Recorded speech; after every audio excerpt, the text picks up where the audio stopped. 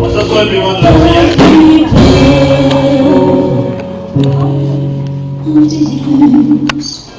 Amen. Dis à ton frère, à ta soeur que Dieu te bénisse. Dis-lui que Dieu te bénisse. Dis-lui que Dieu te bénisse. Amen. Que le Seigneur nous bénisse.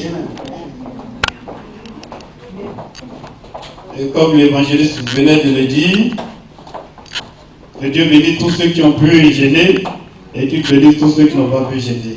Amen. Amen. Le gêne ne conduit pas au ciel, mais le gêne c'est à nous restaurer. Et c'est beaucoup bien pour le chrétien parce que c'est institué de Dieu. Alléluia. Et quand le Seigneur ordonne, il faut l'obéir. Amen. Aujourd'hui, nous passons des moments difficiles. Nous venons à l'église, nous louons Dieu. Et quand nous retournons, nous pleurons. Par moment, on se dit que lorsque nous étions encore dans le monde, c'est plus intéressant que nous sommes en Christ.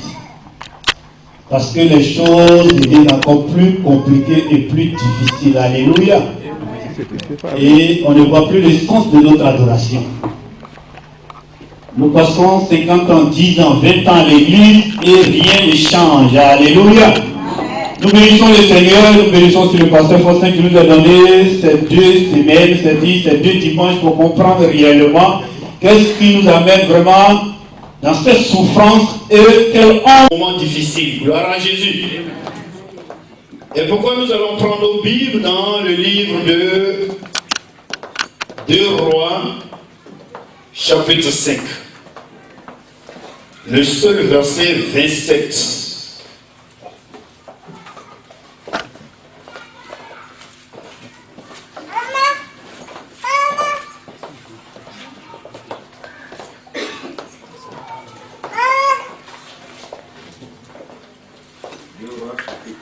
Si. Le verset 27.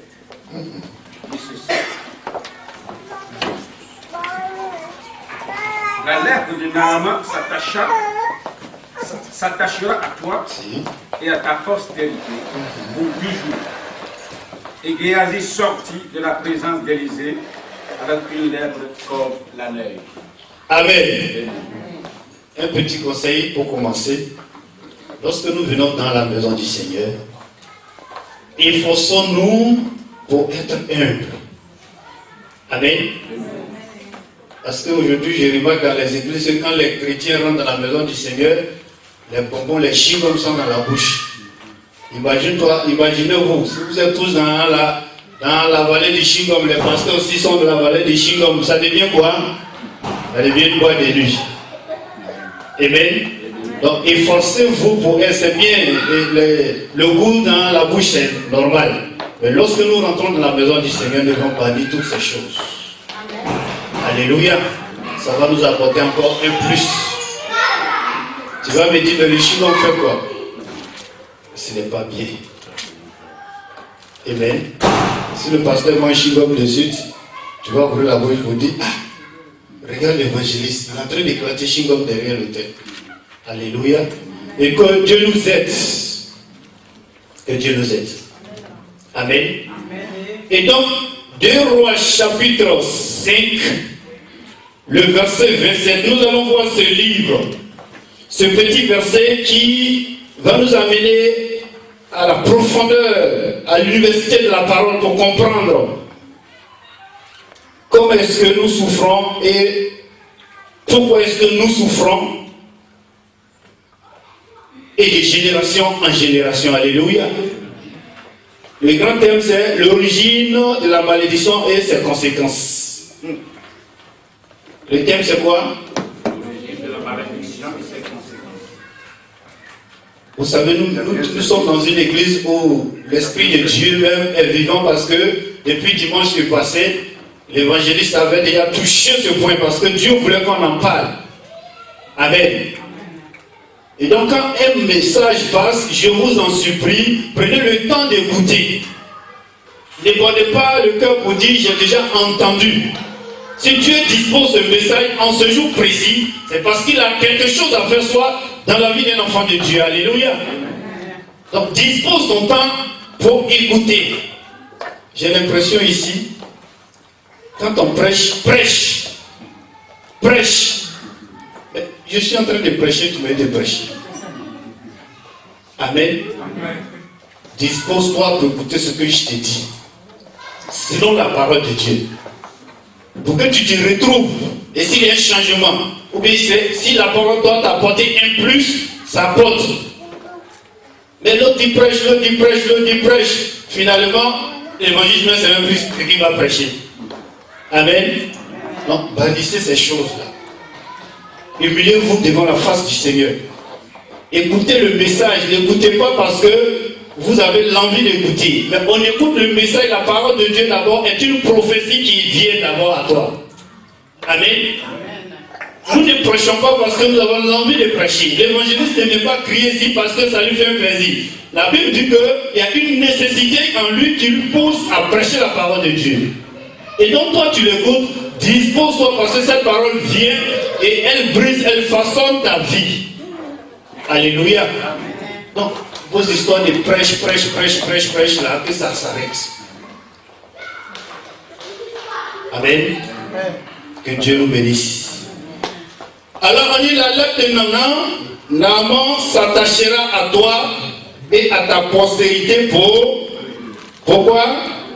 Pour toujours. Et Géasi sortit de la présence de l'Éternel. Souvent nous nous posons la question, mais d'où viennent toutes ces souffrances que j'endoucis? Pourquoi est-ce que ma vie est-elle continuelle de souffrance?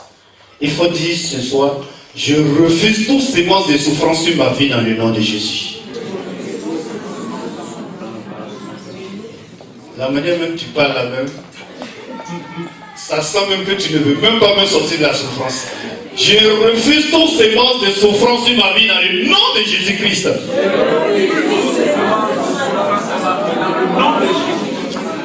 J'ai compris que vous n'avez pas gêné vraiment. Parce que vous êtes encore lourd. Alléluia. D'où viennent ces choses? Même étant chrétien, les choses se multiplient encore dans notre vie. Selon la Bible, la malédiction est le contraire de la bénédiction. Alléluia. Alors, si nous ne sommes pas bénis, c'est que nous sommes malheureux. Mais le plan de Dieu dans notre vie, c'est que nous soyons heureux. Amen. Mais pourquoi est-ce que je n'arrive pas à être heureux dans la présence du Seigneur? Souvent quand j'entends l'évangile insister sur le péché, c'est aussi normal. Alléluia. La malédiction vient du contraire que nous désobéissons à Dieu. Suivez-moi bien. Amen. Et comme l'origine de la désobéissance que nous connaissons tous, qui est répandue dans le monde, dans nos familles, nous amène souvent à avoir des conséquences très graves. Ce dimanche, nous allons voir l'origine de ces problèmes. Alléluia. Voici en premier lieu l'histoire de Géasi. Suivez-moi très bien. Amen. L'histoire de Géasi nous ramène à une époque très ancienne. À l'époque, quand tu n'es plus dans la volonté du Seigneur, le Seigneur te punit par une lèpre. Quand nous prenons 2 Chroniques 26, le verset 19, vous allez voir que Dieu a puni par une lèpre. Quand nous prenons Nombre 12, le verset 10, Marie qui murmurait contre le serviteur de Dieu, Dieu l'a puni par une lèpre. Alléluia. Et donc quand tu étais sur la domination de cette lèpre, on te faisait sortir hors du peuple d'Israël pour te distinguer que tu es sur la malédiction. Tu comprends? Si vous voulez, on lit le 2 Chroniques 26, le verset 19. Donc, la malédiction d'abord, la malédiction nous distingue. C'est pourquoi le Seigneur nous dit, oui, 2 Chroniques, si, si. La colère s'empara d'Ozias, qui tenait un ascensoir à la main. Et comme il s'irritait contre les sacrificateurs, la lèpre éclata sur son front en présence des sacrificateurs dans la maison de l'Éternel, près de l'autel des parfums. Alléluia. Voilà un roi qui s'opposait contre les serviteurs de Dieu. Dieu était fâché contre lui. Alors, Dieu a mis une marque sur sa vie qui est la lèpre. La lèpre qui signifie malédiction. Amen. Et donc, à l'époque, quand nous péchons, quand le Seigneur n'est pas content de toi, lorsque tu sors de la volonté du Seigneur, alors pour te distinguer du peuple d'Israël, il met un signe sur toi, une malédiction, et de partout où tu passes, tu es distingué. Alléluia. Et donc, l'histoire de Géasi nous ramène dans cette époque où, de nos jours, nos pères, nos parents, nos aïeux étaient aussi sur ce jour de la malédiction.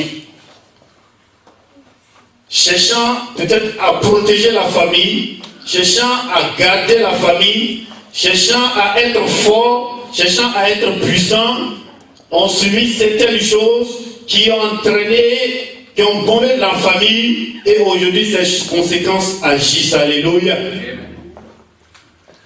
Donc quand nous sommes distingués, nous voyons que nous ne sommes plus dans la volonté du Seigneur. Aujourd'hui, quand tu souffres, pour quelqu'un dans le monde tu souffres, il doit faire d'abord recours à ses origines. Amen. Alors quand nous prenons Lévitique 18, nous voyons un peu d'où sortent certaines malédictions dans la vie de certains enfants de Dieu qui sont ici. Lévitique 18 nous parle, à partir du verset 6, comme on peut le lire au verset 23, qui cite les origines de la malédiction. Nous pouvons lire quelques-uns.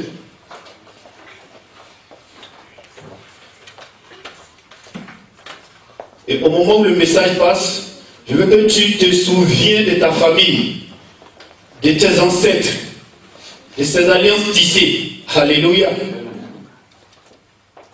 Oui. Lévitique 18, verset 6 au verset 6. Verset 6. C'est la parole de Dieu. Nul de vous ne s'approchera de sa parente pour découvrir sa nudité. Je suis l'Éternel. Tu ne découvriras pas la nudité de ton père, la nudité de ta mère. C'est ta mère. Tu ne découvriras plus la nudité de ton père. L'évangile s'est prêché ici dimanche, qui a parlé des sexes. Il y a certains pères qui couchent avec leurs filles. Il y a certaines filles qui couchent avec leurs pères. Alléluia. Vous voyez une origine de la malédiction. Je vais aller terre à terre pour que vous compreniez. Amen. Donc si tu es dans ce cas, je ne sais pas quel cas tu as présentement, c'est le temps que Dieu te donne à une repentance sincère. Amen. Il est bien beau de venir danser, il est bien beau de venir faire tout ce que Dieu nous demande de faire. Mais souvent quand nous nous retrouvons tristes. Et on se dit, j'ai prié, jusqu'à rien ne se passe. Amen. Si, continuons. Le verset 8 nous dit ceci. Tu le découvriras pour la nudité de ta femme, de la femme de ton père. C'est la nudité de ton père. Tu le découvriras pour la nudité de ta soeur, fille de ton père, ou fille de ta mère, née de la maison ou née hors de la maison. Tu le découvriras pour la nudité de la fille de ton fils, ou de la fille de ta fille, car c'est ta nudité. tu découvriras pour la nudité de la fille, de la femme de ton père, née de ton père, c'est ta sœur. On continue. Oui, le verset 22. Le verset 22 nous dit ceci. Tu ne coucheras point avec un homme comme on couche avec une femme. C'est une abomination. Le verset 23. Tu ne coucheras point avec une bête pour te souiller avec elle. La femme ne s'approchera point d'une bête pour se prostituer avec elle. C'est une abomination. Le verset 27. Verset 27. Car ce sont là toutes les abominations qu'ont commises les hommes du pays, qui ont été avant vous, et le pays en a été souillé. Alléluia. Nous voyons une génération de malédictions qui s'accomplit dans la vie des enfants de Dieu. Des enfants qui couchent avec la femme de leur papa.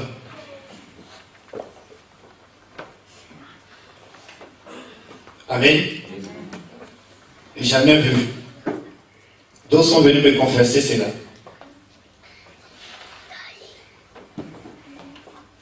Des femmes, à cause de l'argent, surtout au pays, qui ont des rapports sexuels avec des chiens.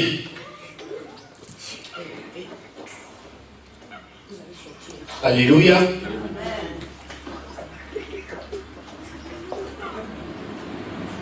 L'homosexualité qui règne en Europe. Hommes et hommes, femmes et femmes.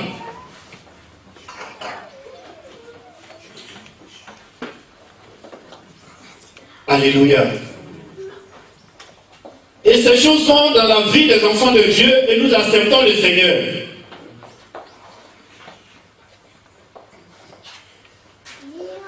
Alors pour avancer, c'est un peu difficile.